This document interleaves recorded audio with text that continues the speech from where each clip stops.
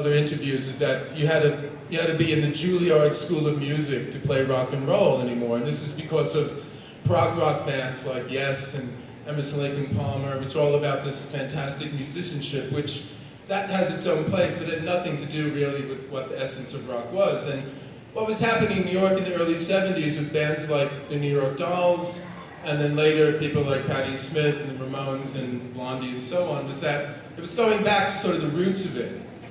And it was more about, it wasn't about being a great musician, it was about having the passion and the excitement and the energy to get up there and do it in front of people. And I started hanging out in New York in about '74, and there was a place called Club 82, which was actually started out as a drag club. And actually I saw the New York Dolls play there in drag. They were all dressed up in dresses and wearing makeup and all that kind of stuff. And people like David Bowie and Louis were going down there to hang out because it was the hippest place in town. And it was about just being able to play, an A chord. I mean, one of the great musicians from that time was Johnny Thunders. It was in the New York Dolls, and then he was later in the Heartbreakers. And he wasn't Eric Clapton, he wasn't Jimi Hendrix, but nobody could play an A chord the same way that Johnny Thunders could. He just hit it with everything he had. And for me, when I went to see them, it made me feel like, I can do that.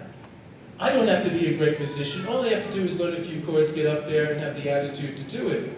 And the other side of it was when people like Patti Smith and Tom Verlaine from television, Richard Hell was originally in television, and he was with Johnny Thunders and the Heartbreakers. They brought in this other side, this kind of poetry side. They were into like French symbolist poetry, which may sound, rather, out there, but it was all about sort of transforming your own experience into some kind of art. And again, it was like, we all lived on the street then. Mick Jagger had that song, Anjo, and it's about no money in our clothes. Well, he never had no money in his clothes, at least not then. We really didn't, We wore ripped clothes because that's what we could afford. We got stuff out of charity shops and all that kind of thing.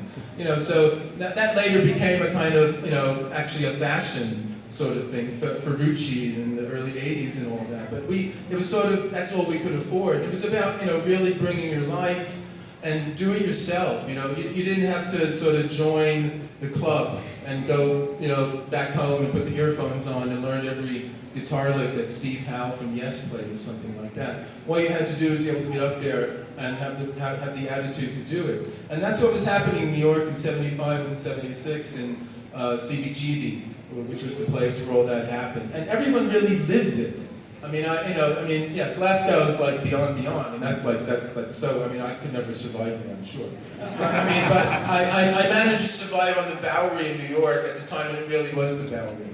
And everyone lived in the same neighborhood too. The Blondie had a loft, Talking Heads had a loft, the Ramones had a loft. William Burroughs, from the Beat generation, he had his bunker up the street, and everyone was in like a stone's throw from everybody else.